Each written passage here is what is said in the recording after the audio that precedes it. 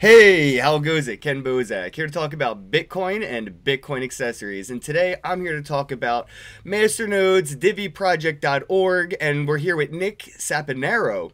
How goes it, bro? Hey man, how's it going? I'm good. How you been? Been all right, man. Besides the weather outside is cold and winter is on its Yeah, way. Winter is coming. So is crypto winter. It looks like the markets are seeing nothing but red. yeah. Yesterday was definitely a bloody day for sure. Yeah, I don't know, man. I'm still in that whole accumulation mentality. I'm not thinking everyone's worried about going under 3K. I'm worried about accumulating before we go back up to 20. That's really That's my right. my concern is longer picture. Why don't you go ahead and introduce yourself? Let every because you've been around. I've seen your bio. You've been around the space for a while. I believe since 2013. So let everybody know who you are and what you do in this space. Yeah, so my name is Nick Saponaro. I'm the lead full stack developer at the Divi project, which is a cryptocurrency project aimed at accessibility and usability.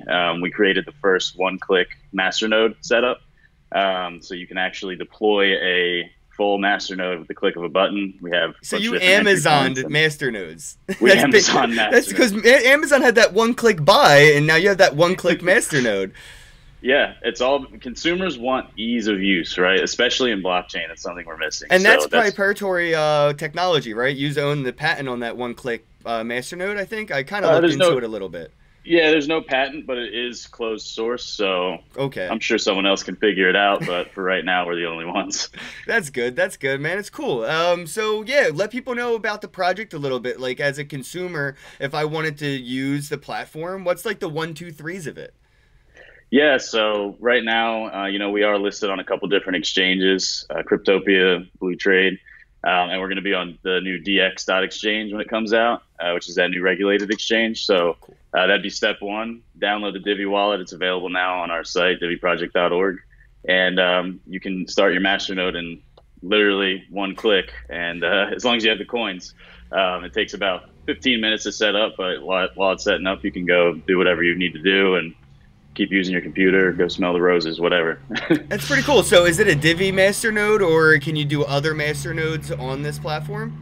Yeah, right now it's just the Divi masternodes. We are considering adding other coins, other masternode coins to the wallet. We will be adding Bitcoin to the wallet, ETH, some of the ERC20s and stuff like that in the near future. I don't know if we're going to get into the whole masternode hosting game, but for right now, yeah, just Divi masternodes. All right, so what's like the cost on setting up a masternode for the Divi project? Because masternodes do vary in value depending on the coin and how many coins and everything like that. Maybe you could walk me through that process because I'm curious, like, what's the going rate on a masternode and what's like the interest on holding one? Yeah, definitely. So right now, we actually offer five different levels of entry for our masternodes. So the least expensive one is 100,000 Divi, which right now costs you about 800 bucks to 800 to 1,000. I didn't check the price today. So that's our lowest entry point. You can also stake with at least 10,000 coins, which is like 100 bucks. Oh, And then cool. yeah, I mean, we really want to make this as accessible as possible for everybody to start I earning mean, even crypto. as a learning curve, $100 to set up a masternode just to educate yourself on what it is, how they work, why they're important, what proof of stake is as opposed to proof of work. That's not a bad investment on your self knowledge, and you make eventually make some of that back from the reward system. Exactly. It's really, and we've seen that it's kind of like become like a game because we have all these different levels of entry and you can stake at different levels and you can set up master nodes at different levels. We find that people, rather than just going and selling all their rewards, they're actually trying to get to that next level. And Hmm. it's become kind of like this gamified ecosystem. And it's really, really fun to watch. If you come on Eh, our Telegram, I can join see the that how project. you like level up in the masternode economy too. You start with Exactly. staking, and yeah, it's pretty cool. I was actually talking to one of the founders of Swarm.Fund, and they found a way to tokenize masternodes for the Dash network. So you, and a couple of our friends could all have stake in one masternode, and it would be That's a trustless way of doing it instead of one of us trusting one of us with our private keys. Yeah. Yeah, that's I mean that's something we're looking at too is like in the next year we'll be adding a vaulting feature so you can actually do something like basically like a multi-signature master node where it's locked for, a set amount of time that you guys all decide on. And we actually had, I don't know if you heard about Midas Protocol, but they actually all went in and bought a Diamond Masternode, That's their whole pretty cool. community. So like they're sharing that in a decentralized way. That was probably one of the cooler things we've seen happen so far. I would like to see charities adopt masternodes, where people could help Yeah, other charities have adopt a masternode, and that way it has, perpetual donations to the charity forever from the blockchain rewards. yeah, it's funny you say that. So we donate like 1% of our overall earnings to charity, and we're looking at a few different charities right now where we'll actually be doing just that, giving them a masternode. So it is like a That's cool. residual donation, basically. Yeah, exactly. It's a perpetual motion machine of charity. I love it. I feel like that, a lot of these companies or organizations that do maybe even nonprofit to profit charities are kind of even scared away from it because of the I don't know the exact word to use, but I guess like the potential regulations coming that are kind of Yeah. keeping companies from adopting this technology to benefit themselves. Like it's too risky. They don't know if they're going to get in trouble, how taxes will be looked at if they were to accept Bitcoin or crypto as a donation, and when they exchange it to spend on things to help with what their cause is for, kind of freaks them out, which is unfortunately setting them back. I hope it's stuff like this that sets a piece of ease of mind that companies that can get into this, start accepting crypto as a charity, and worry about the regulations when they come. Stop holding Yeah. yourself back now. Maybe you could explain what masternodes are, because I don't think we touched on that, and I don't want this to go over people's heads. There's still new people coming into this space every single day, and mostly what they hear is Bitcoin and proof of work and the mining. They don't hear much about masternodes, proof of stake, and all this. Maybe you could go through the difference between a stakeable coin and something a little bit different, and a little bit about what a masternode is. Yeah, definitely. So, obviously, proof of work is how Bitcoin and currently how Ethereum and most of the coins do work. It's pretty inefficient, as we've seen. Like on Ethereum, it's not very scalable and it's very energy intensive. Well, their goal is to go to proof of stake, so it's Yeah, obviously not a forever plan for Ethereum to stay proof of work. I agree, and Vitalik's been pretty outspoken about Yeah. that transition. So, which is for good reason because it is more scalable and it's much more efficient in multiple different ways. So, proof of stake differs from proof of work in that rather than your consumption or computational resources being used to solve the block, you're just proving that you have a stake in the ecosystem. You have coins and you're committing them to basically secure the network. A masternode, while it doesn't create blocks, it secures the network and verifies transactions.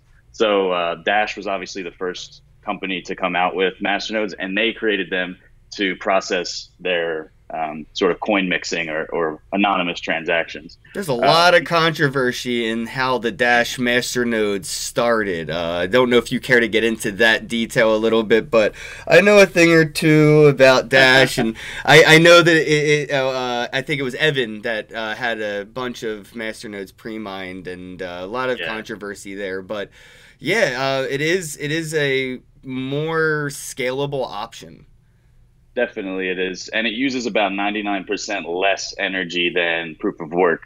So if you care about the environment, the ecosystem of our real world, it's a much better option from that perspective as well. Plus, it's more accessible. I mean, ant miners and the big mining operations and stuff, they're barely profitable at this point. Like, do you really want to invest 20 grand into some mining rig that's going to pay you like $3-4 a day or whatever? Right, It's just it's it's crazy. never going to work out. I've seen I mean, people do videos on how much they spent on like a mining rig and how much that a masternode would have cost. And obviously, this was back before the bull run, so it was big gains, but it was a lot to see that if you would have just had a masternode back when Dash was like $10, I think it was like $10,000 for the masternode or something like that. It would have paid off a lot better than just buying a $10,000 miner.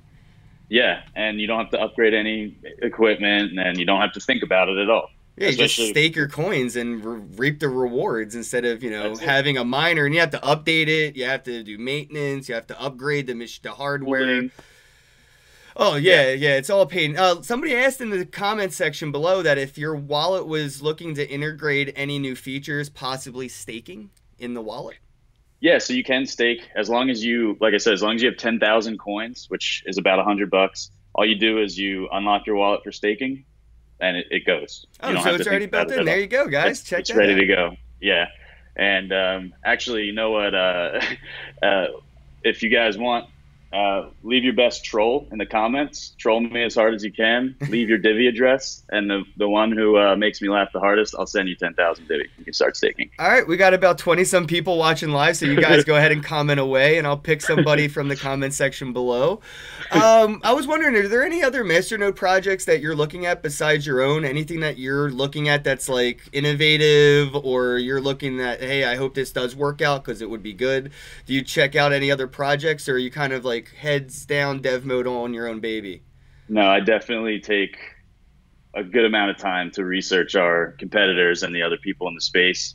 Um, you know, there are some masternode hosting operations that are coming up right now. There's a couple that are kind of competing in a price war at the moment, and they offer what they call like turnkey solutions. So I like to keep an eye on people that are trying to make masternodes easy to access. Not going to mention their names right now, but they're doing really well, and I think what they're doing is important. But I still think that what we're doing is easier. I think masternodes, to some degree, get a bad rap, Yeah. just because a lot of them are just copy and paste products that anybody can fork these projects, right? Change a couple variables and change the name of the coin, and you're off. So because it's so easy to create new ones, we see a lot of shit coins. So I really like to see projects that are trying to push for more adoption of real substantial masternode projects. So, despite them being our competitors, it's good to see.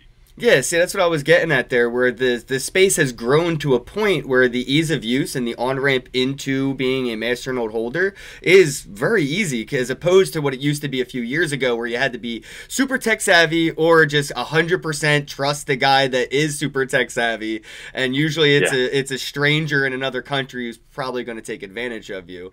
So it is growing and maturing in a direction that is, incentivizing more capital to roll into this direction. And I see people looking at masternodes now sort of like an ability to have a diversified footing in the space where they could relate having a masternode to almost like having property. You know what I mean? I have my property, the masternode. I have my tenant who is giving me interest, which is my rent, and I could even take a loan out on my masternode and still have my masternode at the same time as going to the bank and saying I have property at X value. So it's really familiar for traditional investors to look at masternodes in an investor's perspective without even knowing about the technology, just looking at it from a business standpoint. So I was just wondering, like, what are some of the conversations you have with some of your customers? How do you explain masternodes and the investment opportunity, the risk reward ratios? Like, what's kind of like the elevator pitch for Divi?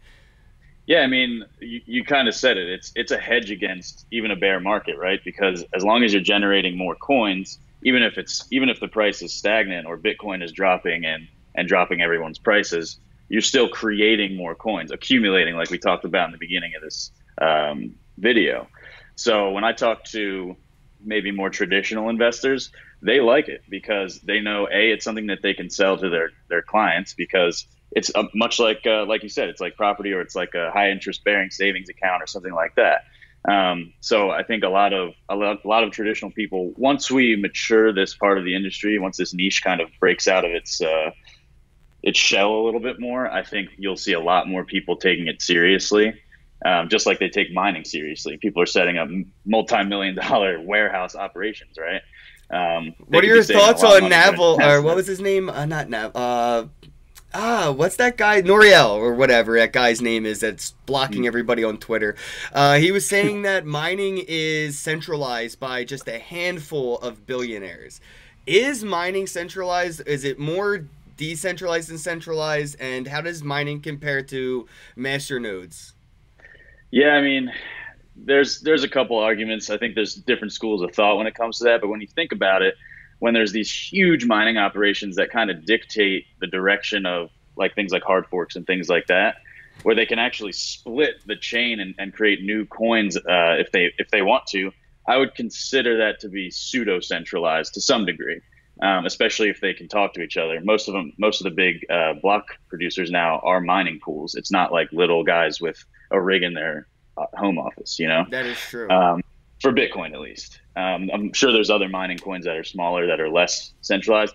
Masternodes are like the pinnacle of decentralization, right? Because anyone can set one up, and you can't, unless you're willing to invest ridiculous amounts of money, you can't own enough to control anything. There's definitely better fault tolerance. There's better 51% attack Oh, and you'd be burning all readiness. your money too if you actually Oh did. yeah, There was not a worth it at all. website, somebody came up with a website, 51percentattack.com or something to that effect, and it was showing some of these low cap coins are really inexpensive, but if you wanted to attack anything in the top 30, 50, anything, you know, up there in volume, it was going to cost you a hefty penny, and you weren't even guaranteed that they do much damage. You could just, you know, spam Right. and be a pain in the ass, but it's going to cost you.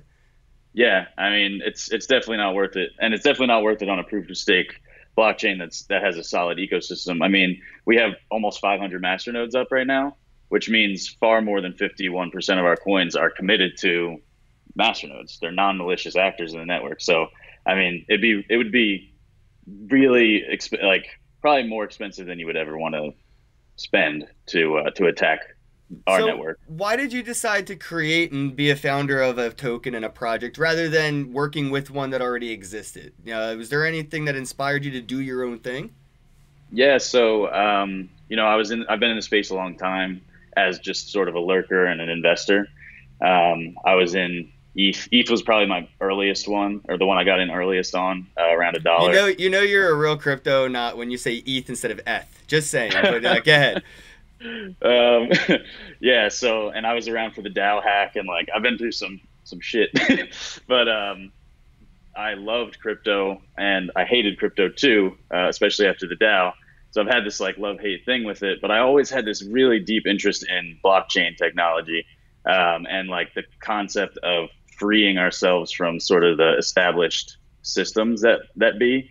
Um, so I didn't create this project myself. I was brought onto this project as a freelancer in the beginning, just a web developer. That's what I was doing for a living. And then, you know, I worked with them pre-ICO and very, very, very early on, and they offered me a founder's position. And of course, I've had a lot of influence on the project since then, and I've become much, much more involved, obviously. But I didn't know that I was going to be making a coin, you know, a few years ago. It kind of stumbled into it, and but I'm glad I did. Yeah, man, you're just going with the flow where, where you fit in, like as a developer, as a full stack dev, it's not easy to project where you're going to be in an industry, especially, diving into this rabbit hole. Like, I didn't expect to see me talking to people like you 3 years ago when I was like fixing phones in a shop somewhere, hunched over, fixing motherboards. I was like, yeah, I'm just going to be talking to people building the future. That's what I'm going to do. It's hard. It's really, because this is such a new space. Do you see yourself? Are you working towards something bigger than, the Divi project? And where do you see yourself, in 2020? Man, that's tough to say. I mean, I'm on this project. I'm fully committed to this project, but I see that we can use this project as a baseline for a lot of really amazing growth in the blockchain industry. We've kind of developed our masternodes to be able to store metadata, so we can actually use the masternodes to start doing more complex computational tasks. So that's So what that's kind one of would thing. set your master nodes apart from other master nodes. So, like, yeah, what is some of the utility of yours? You know, a simple one would be storing like a username, for example, but in a decentralized, like encrypted manner. So that's one of the things we're going to be implementing this year is named wallet addresses, and we see a lot of companies doing that. And there's different implementations, but that's just one example of something that you could store. And we're not going to be able to store, an MRI in our blockchain. I don't think any blockchain is equipped for that. But smaller things, or even just things that need compute cycles, like machine learning data models and stuff like that, I see masternodes as being capable of providing that type of service in the future as well. There's a lot of need right now for like decentralized computational power, but they just don't realize that there's a need for it. And I love that there's projects working on it right now for when they do realize this issue. Yeah. I kind of look at things like Golem and Coin and other random projects that are kind of doing the things that I'm like, all these companies could totally use you, but they don't even realize it yet until these centralized authorities screw them and start, pushing out or trying to force their agenda on them by changing terms and services, because that's what happens. I mean, big banks and wherever the money goes, whatever the regulations are on that money forces the hands of companies to either go in one direction or another. So if you're working on X project and now you can't get funding, you're going to work on Z project that they wanted you to. That's right. And I mean, yeah, you said it. Cloud computing I don't think cloud computing is going anywhere in the near future. But there's going to be more and more need for decentralized, like you said, computational resources. And I see even other use cases for decentralized data, like especially like in the medical industry, where there's like barely any interoperability of data because of all the privacy laws and stuff. Like, that's a big deal. I mean, if I get knocked out by someone and I got to be taken to the hospital and they can't find my electronic health record or whatever it is. Imagine if you just had like a little IoT device like on your wrist that gave permission-based access to your blockchain, to your health blockchain or whatever. Yeah, dude, that's what I'm, and I think about this. I see projects working on physical hardware, and it blows my mind that they're not trying to just put it in a smartphone or in a smartwatch. Like, I want my smartwatch to just have that IoT ability that if I do faint, get drunk, need to go to the hospital for some reason, I can do that. And they have like a multi-sig technology where they can share the information without it being exposed. But then we always have that human error. There's always a person at the other end of that screen that at some point has access to the data, has access to the keys. So it's going to be really difficult to figure out where and when do we stop, because like right now I'm loving the conversations of like decentralization versus trustlessness, because not everything has to be decentralized to be trustless, and that's what we really should be talking about is trustlessness. And then we could start to talk about decentralization, because there's different levels of decentralization, but there's one level of trustlessness. Yeah, I think decentralization is probably the most ill-defined word in the industry. Blanket term, blanket, covers everything. Decentralize everything. It's not decentralized. I know the founder. What? Right. Exactly. Like, if you ask 10 people what decentralized mean, I guarantee you get 10 different answers. The crypto family feud will have that. It'll be there. Yeah, 100%. So yeah, I agree. I think I think there needs to be a bridge, first of all. I think we need to find like levels of pseudo decentralization that over time change our behavior so that we can get to a decentralized ecosystem. You can't just tell people like, oh, you can own your money and that's really important, or you can own your data and that's really important. Like, nobody cares. People, right. I saw a video yesterday of people giving their usernames and passwords on the street to some like guy with a microphone. That. You saw that one? Yeah. Like, oh my God, like, what are you doing? But that's the level of user that is the mainstream, right? And if we want mainstream adoption, like, we need to slowly transition and slowly change that behavior. You can't just do a complete 180 and expect everybody to care about being decentralized right away. Chaos. It will be so much chaos. People wouldn't have a clue what's going on. They would just freak out. They'd be pitchforking all the nerds. Yeah, exactly. It would be a total rejection of all of the technology. And that would be bad for us, because we understand it. We know why this is so important. And people like you do a great job of educating and getting the word out there. And slowly but surely we'll get there, as long as we transition slowly and smartly. Unfortunately and fortunately, I see less barriers to get into this as an opportunity. There's no KYC in a lot of aspects. There's kind of the Wild West. Like, you can run a masternode. You don't have to become a accredited investor to take on an investor's opportunity. But it also has the intellectual barrier to entry, where like people aren't sometimes educated enough or comfortable in their educational bracket when they start looking at this technology. What is some of the things that we could do, or you see that we could do, to kind of lower that intellectual barrier to entry? Like, how do we make it easier for dumb people to use smart money?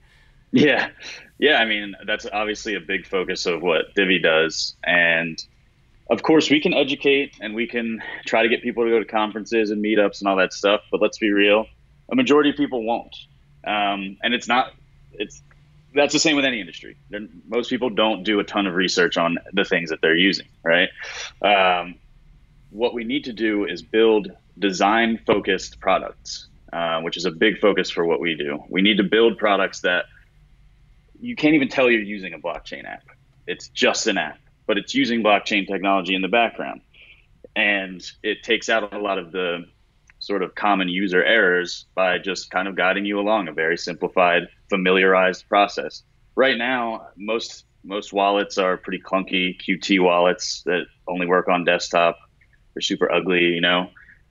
So I think focusing on the design and focusing on what consumers' behavior is will be a big step in the right direction. At least, of course, I'm talking from a developer standpoint, Right. from a product standpoint. Um, but you're doing it already, right? Like Yeah, you're yeah. doing videos like this, you're educating, you're going to conferences. I know I saw you at Crypto Invest Summit, although we Yeah, didn't talk. And I met you. CIS was crazy, man. It was big. I Yeah, must have. I met half the people and didn't get a chance to meet the other half. It was so big. it was huge. Did you see Waz? Yeah, I actually got to take a selfie with Waz, man. I grabbed him as soon as he got Oh, off nice. stage. I was like, Steve. He looked at the camera and was like, because Oh man, I I'm actually was jealous. like, yeah, I was like, Steve, how many Bitcoin, man? And he only owns one Bitcoin. He said and that's all he needs to play with That's right. it. I was like, all right, that's weird. Yeah. It is weird. Seems like he would own tons.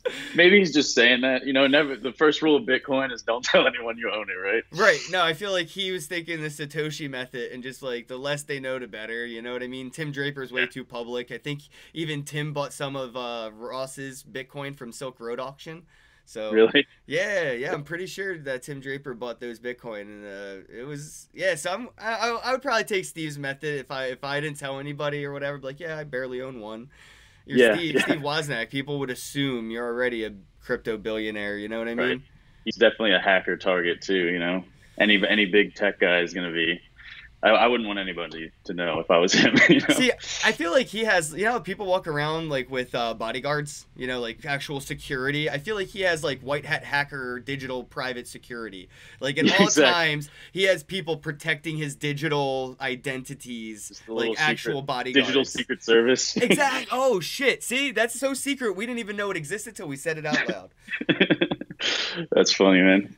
So I don't know, man. I wanted to talk a little bit about like the security aspect of crypto, Sure. especially coming from a developer. People worry about like how do they trust platforms with their tokens. How do I know that I'm actually in charge of my assets? That I actually have control of the private keys, stuff like that. So like. Can you talk a little bit about like the privacy and the security aspect of even just from Divi project to anything overall in general, just to give people an understanding of what to look for, so they know when they're using a platform, it's actually something that they're in control of, not something that's taking advantage of them. Yeah, definitely. So you definitely want to make sure that whatever project you're looking at is contracted with a third party security firm. So like we're contracted with one called Ledger Ops, right? They're not part of our team, but we talk to them on a regular basis. So they go through and pretty much once a quarter do a full security audit of everything in our ecosystem All right, so from you're audited. Awesome. Okay. fully, yeah. Everything from the wallet to just our APIs to all our servers and all that stuff gets fully audited.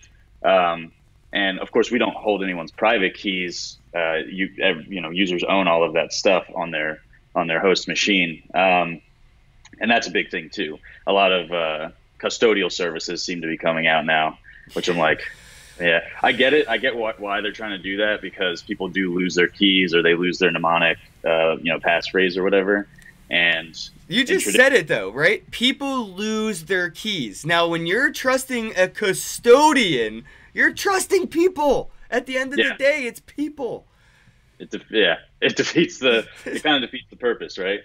I get it, because like on a website, I forgot my password, and they email you a link to reset it or whatever. Yeah. You can't reset a mnemonic passphrase on a blockchain. So, I mean, that's again, that's part of changing user behavior. We have to get a little bit more focused on our own security hygiene, right? Yeah, ooh, I Uh, like that. Yes, we do. yeah, a lot of security flaws come from user error. Bottom line. I feel like we have to have the talk with a lot of these investors, like during sex ed and about like hygiene. Like when it Yeah, comes to this crypto investing, I need you to practice hygiene. yeah, exactly. That's something like people don't think about. People store their passwords in a text edit file, on their iCloud, and like that's it, So I think probably we'll see better solutions to the mnemonic passphrase in the future, because even that's like pretty complicated way of backing something up. But I don't know what that'll be. I'm excited to see where it goes, though. So people do argue the centralization and stuff when it comes to masternodes because of the price of a masternode goes up, which kind of centralizes the ability of getting in. What are your thoughts on that argument? Because it's Yeah, pretty I mean, strong. it's pretty inevitable when you really think about it. It's kind of like the early people get in first, and it's really like Dash is like inaccessible for a Yep. normal person right now. I Well, know they I'm like I dropping said, 40K more. Swarm.fun did figure out a way to basically tokenize a master node, so it helps decrease that centralized ability too. And that's the answer really, is finding ways that you can create trustless pooling of masternodes so that you can still have an entry point for people that maybe don't have $400,000 for a Dash masternode or And whatever. that's why staking Um, is important too. Like people don't Staking is realize the exactly. power they have. Like they just like coins sit in a wallet and that's it. And they're like, oh, I'm Yeah. holding. Like you could be staking these. Yeah, and staking is super important too, because that's actually how the blocks are processed or are created, I should say. So you're doing a really important job for a very low price, So, and yeah, most people are like, I don't know how many wallets where I'm just holding coins randomly, hoping they go up. Um, Yeah, I wish more exchanges would do that with people's tokens. That if you were holding a stakeable coin in your exchange wallet, that you could stake the coin in the exchange wallet, and then you could hit unstake, probably wait for the escrow to clear, and then you could trade it again. But I feel like they're just Maybe taking advantage of people's money. Like during the whole there. ICO fiasco, how much money do you think Coinbase has stolen from people who have used their Coinbase ETH address, ETH address, to collect an ICO token? Like tons. Yeah, that's true. Yeah, I mean, the exchange thing really bothers me. And I really hope that decentralized exchanges get a little bit more user friendly in the near future so more people can use them. And I've seen some companies, like there's a company I'm sure you've seen at some of the conferences, Total, that's kind of like aggregating the dexes Yeah, and they making were them in really that easy to big use. main room at CIS, right? Yeah, When they you had a walked huge in. one at Yeah. CIS. Yeah, so I've seen them around at a couple conferences. So like the decentralized exchange thing is super important because I I can't understand how we're building all these decentralized blockchains and all this decentralized money and trustless transacting and all that stuff. And then the way that we have to purchase any of this stuff is to go to a centralized source that's basically a bank that's holding your money, that your address is just really a identifier for your money. You don't own your keys when it's on a centralized exchange. Anyway, I could go on for hours Yeah, and rant no, about it, I'm dude, please, because people need to know the importance of like something of like, Coinbase and how it's just a step backwards. You're strapping a horse to a Lambo and calling it the future, and it's not. It's yeah. they're definitely taking advantage, and I would love to see somebody like Coinbase get caught having more coins in wallet than they actually have in hand. Because I don't know, like they do a lot of shady shit at Coinbase, like freezing wallet addresses, changing your limits out of nowhere, downing the actual platform during spikes or dips. They just manipulate their users' ability to get in or out of the actual trades, and I'm waiting for that hammer to come crushing down. And I don't know, man, maybe we'll see the decentralized exchanges get more developers' attention as the centralized exchanges keep pushing the developers out of trading, right? Because like most Right. devs that are developers for crypto platforms are traders or users of the currency and technology. So Yeah. I mean, when I saw Poloniex get acquired by Circle, I was like, oh, how many people just quit? I'm wondering how many people walked from that project and Yeah. now are hopefully going to be building the next decentralized exchange. Even Vitalik said centralized exchanges are going to go to hell. Like, straight up, they're evil. One way or Decentralized is another. the future. Yeah, well, if you think about it too, like most of these exchanges are completely unregulated and just trading any token that'll pay them 30 Oh grand. yeah, that's Whatever the it is. thing too, and you can't even get a decent token listed on an exchange without being a victim of extortion. It's Yeah, exactly what it basically. is. Trust me, we've talked to a couple exchanges, and like we talked to one of the top 10 recently, and they wanted 50 Bitcoin to list. And we would have to run Whoa. like, $100,000 worth of market making a day. And like, this is the stuff that's going on. Like, it can't continue like that. It should just be an interoperable If ecosystem of if blockchains. if that much money is being thrown at exchanges, you know how developers aren't cheap labor right now. Damn. I mean, do you think we could potentially be in a bubble? Like that sounds like bubble-esque shit to me, where people are willing to pay 50 Bitcoin to get listed with $100,000 a day marketing. And I mean, if they're asking you for this, that just means other people are paying it, which are probably the booths I've been seeing at all these conferences, because they're paying $10,000 to $20,000 just to have a booth. And then they're asking Yeah. for an investor to help them as an investor, and you're looking at that booth like you're in debt already. Like I don't want to do Right. business. So like, how do Yeah, you look at this? we stopped doing booths altogether. I'll tell you right now, just because, well, it requires you to stand in a booth all day. So that's number one. Yep. It's much more profitable to actually go and network and talk to people. Yeah, And and just be an attendee, man. yeah, exactly. Like I get a lot done just attending. Sometimes even if we're not presenting or I'm not speaking or whatever. Um, I don't know if I don't know if we're in a bubble, but they're definitely charging bubble prices. I remember when we were kind of on that parabolic swing last year around this time, people were just smacking everyone over the head, especially the exchanges, because a lot of the exchanges like had to close down their unless we're on. Binance. I remember people selling their Binance accounts for Yeah, like their 10 accounts. grand, dude. Oh my God. Yeah, so I that's almost wish I sold my Binance account. yeah, right. To me, that's bubble behavior, right? When my barber was like, "Hey, man, should I get into some Bitcoin?" and I'm just I like, bet you your barber said Ripple. Don't even lie. Everybody was asking about Ripple in December. It was annoying yeah. because I feel like Top three token, it's only $1. Oh man. I was telling everybody about Bitcoin for 3 years, and 1 month everybody wants to know how to buy Ripple. And then they Mhm. figured it out. I'm like, how did you do enough due diligence to figure out how to buy an altcoin without knowing it was a shitcoin? Totally blows my mind. But I mean, people do. They just don't understand the importance. And like, I understand like the maximalist mindset of like Bitcoin, if Bitcoin, Bitcoin, Bitcoin, because if anything takes off, Bitcoin's going to be the biggest in gains. It's going to exponentially go up. But then there's also the importance of diversification and hedging in this industry, especially when it's so young. Like, Yeah. this is sort of like that .com era boom, where that if you sprinkle enough money, 10 or 20 projects, 1 to 5 of them are going to cover the board plus some.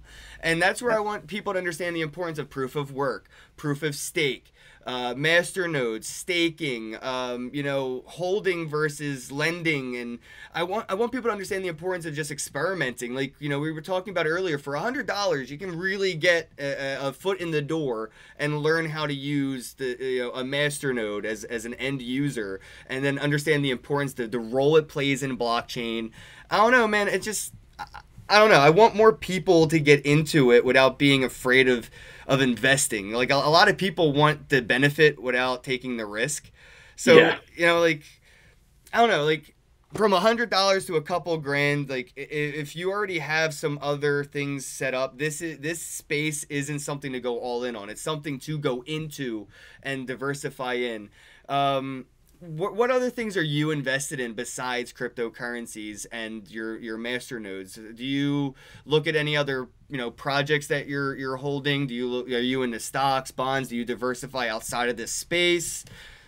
Yeah. I mean, I have an IRA account, so that's like my super long term hedge, whatever against whatever happens, assuming the U.S. economy doesn't just just 20 implode. something trillion dollars in debt. It doesn't Yeah. hurt to So diversify there and out of there, I guess. yeah, I used to trade stocks a lot before I got into crypto. I traded like oil futures and options mainly, and it was so stressful. That's Oh some well, cutthroat shit. I've yeah, seen some people's videos on that, and it's some cutthroat shit.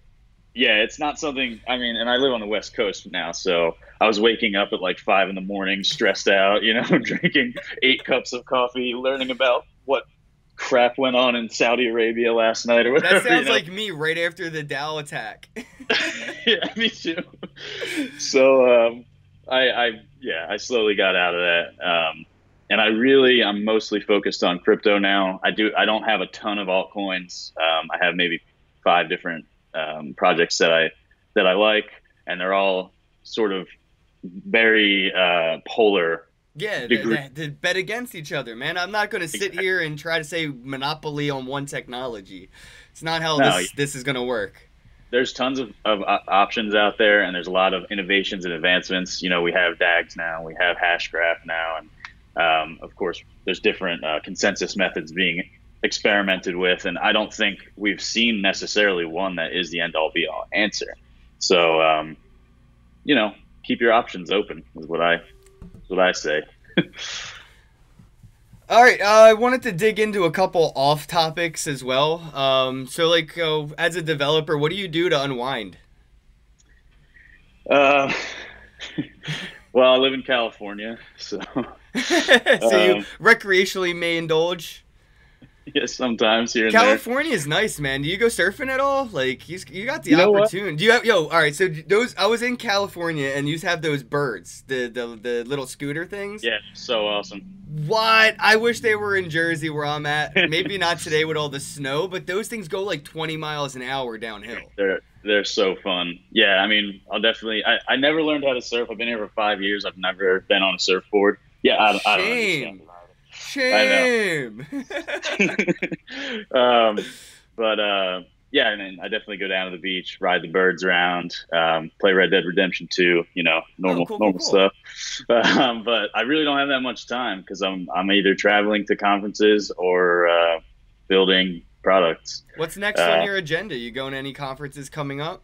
Yeah, so the end of the month I'll be at Washington Elite Blockchain AI conference. I think Okay. that's what it's called. Yeah, I'm doing a 10-minute talk.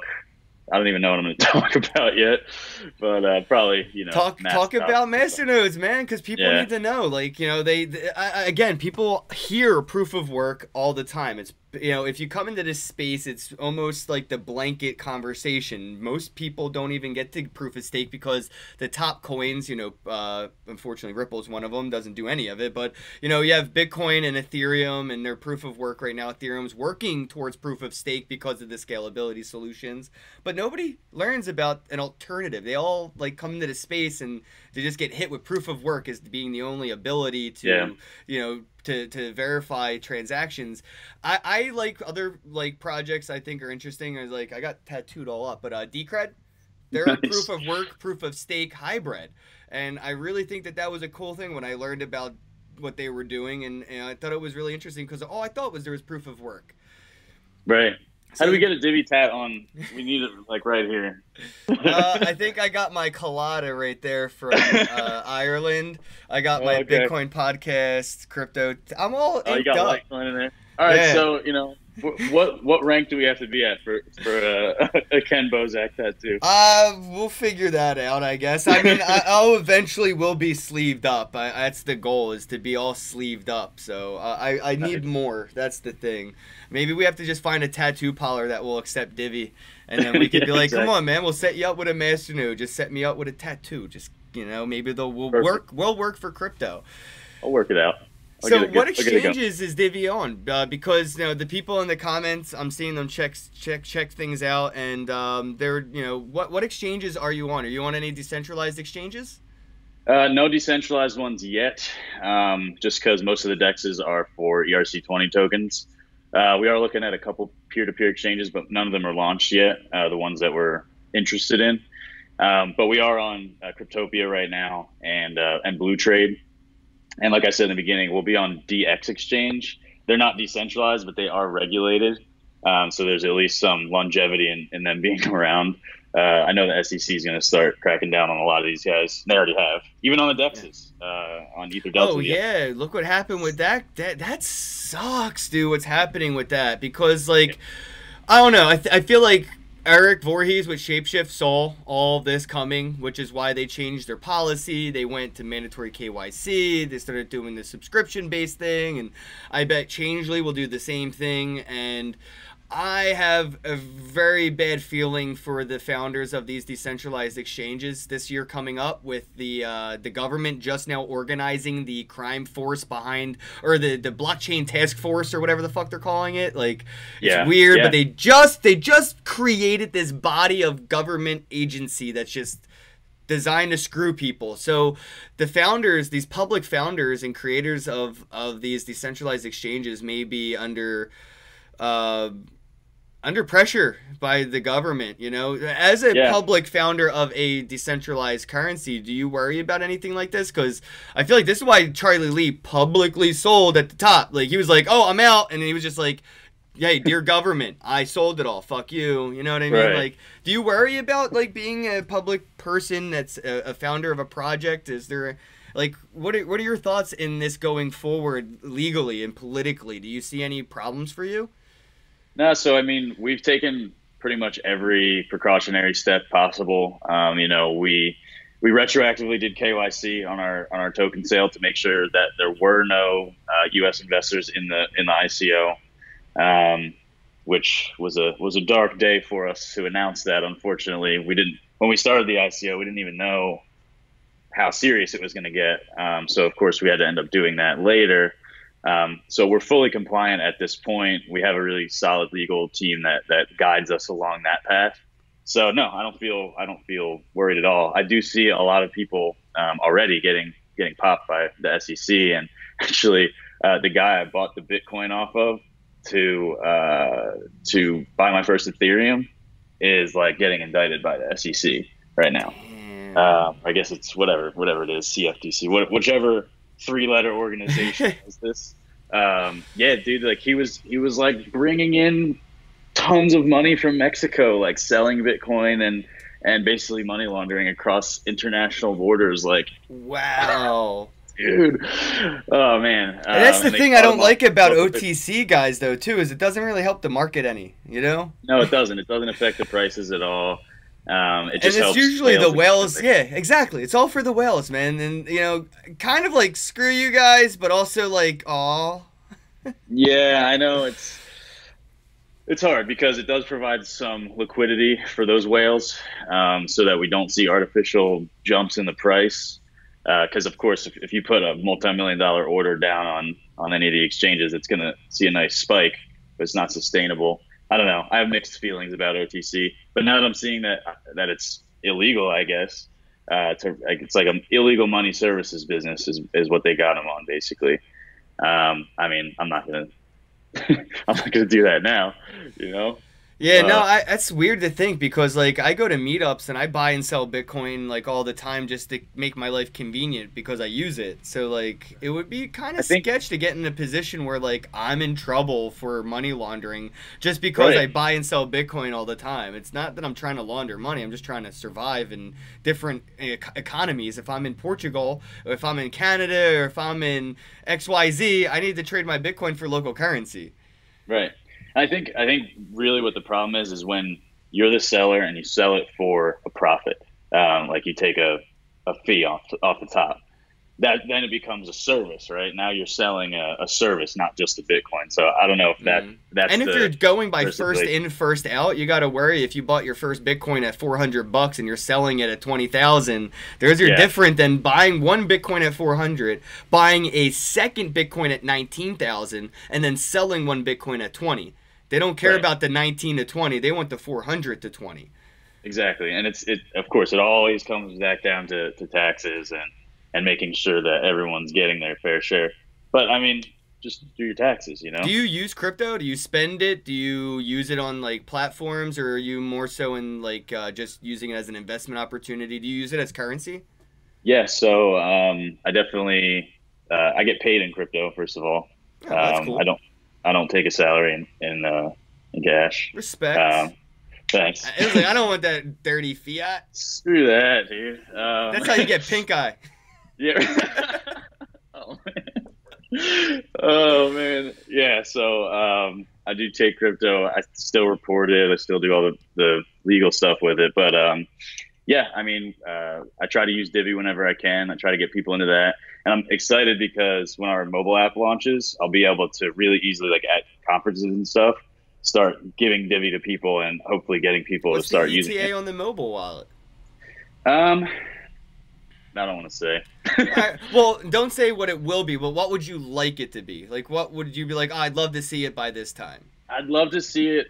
I'd love to see it before the end of the year, but I know that the holidays always kind of put a hamper on things. Yeah, no, So people got lives, and developing takes 40 hours a day. So I don't know how you right, guys right. do it. It's like insane, man. But no, Yeah, to see the growth that we're having in this space right now, and the comments, people are asking for a mobile wallet. So I saw somebody said it's not released yet. So I just wanted to nip that in the bud for everybody that was looking. But yeah, dude, when you have the mobile wallet, it would be a lot easier for you to just, go up to people. Will you be able to do it with the name service then, or would it be like a traditional QR code and public yeah. address? So what we're aiming for is to have the first iteration have that naming capability. We're also building like a send with phone number or email Oh, sort that would of be cool. system. So yeah, you can actually send someone Divi that doesn't even have the wallet yet, and it'll download and have the Divi in there. That's like pretty early right now, so I don't know if So that'll. I Hope could it's see how that would released. work. Like if you sent it to my phone number, I would just go into the wallet, tell them the phone number. They would say they just text me a 2FA, tell the wallet the 2FA from my phone number, and then it would release the funds. Is that how it would Yeah, work? pretty much. Yeah, like just like if I send you like an Uber Eats link right now for the free 20 bucks or whatever, it downloads it and it knows that we both that link basically tells the app like this guy sent you 100 and it's in your wallet. And yeah, of course it'll be secure in that we have 2FA or what have you to verify. Yeah, so that'll be coming. We are working on Raspberry Pi right now. Oh, really? What are you going to be doing with that? Talk to me, because what people are doing with those Raspberry Pi projects in crypto, I really want to see more people buying these things and because that's an educational and a financial investment. So please dive into that for a little bit. Yeah, so what we worked on, or what I've been working on lately, is basically building a Raspberry Pi image that just goes onto your SD card. These things just run off an SD, and it'll be pre-configured to basically be a master node that you can deploy to. What we'll do is in the desktop wallet, just like you deploy your Mochi, your Masternode one-click cloud installer, we'll basically have like an advanced mode, I guess you'd say, and it'll say deploy to your Raspberry Pi, and you just enter the IP of your Raspberry Pi, which will be showing on the device's screen or on your screen if you plug it in, and that's it. You just click deploy, and it'll be running that. To me, it's really important because it truly creates a decentralized ecosystem.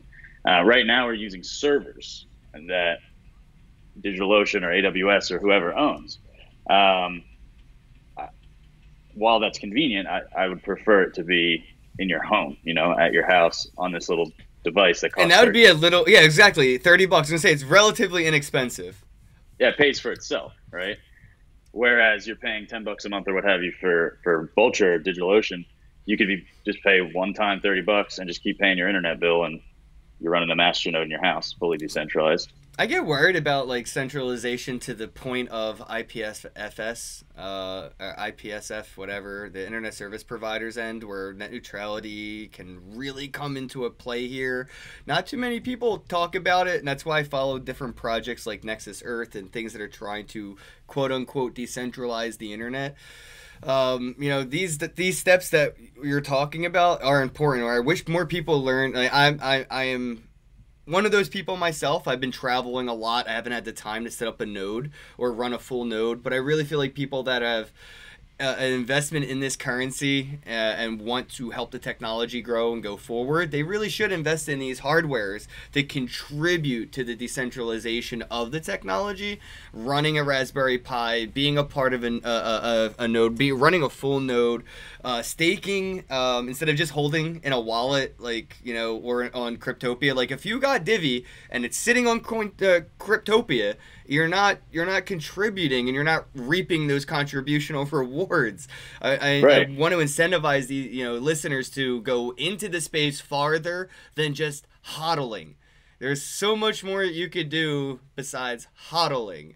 And there's a lot of coins and tokens out there that offer many rewards, like Divi does, for holding their token and either staking it or contributing to the masternode economy. I wanted to see, before you go, I have one question. Like, what's your elevator pitch for Divi? You know, you're rocking your shirt, you're sitting in your Uber ride, and your Uber driver's like, what's Divi? You know, what's your elevator pitch? How do you get people from 0 to, oh, that's a masternode?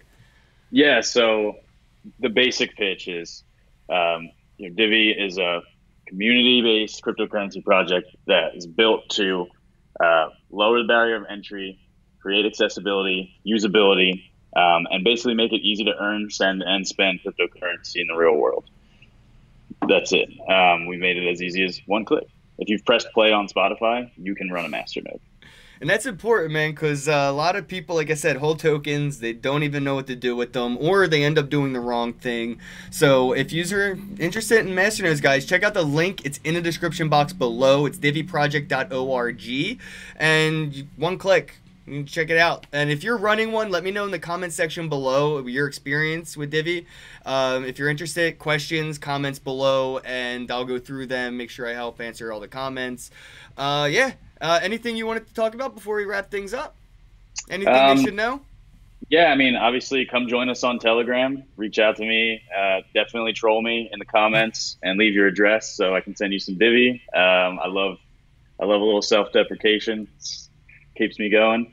So, yeah, diviproject.org, t.me/diviproject, and we'll talk soon.